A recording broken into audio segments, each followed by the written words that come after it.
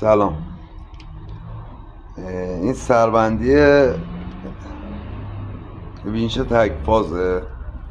برای پیدا کردن این سه تا سیم کلا اومده بیرون، بعد چپگرد راستگرد هم داره.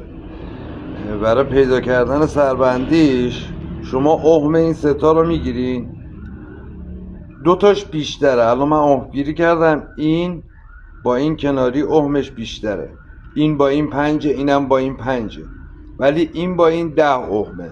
پس این وسطی میشه سیم مشترک.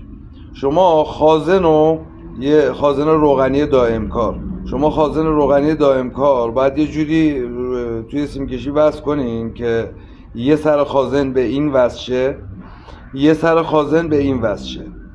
نولو میدین به این، خازن دائم کار وصله. فازو به این وصل کنین راستگرد میشه، به این وصل کنین چپگرد میشه، یا برعکس. این تا اینجاش.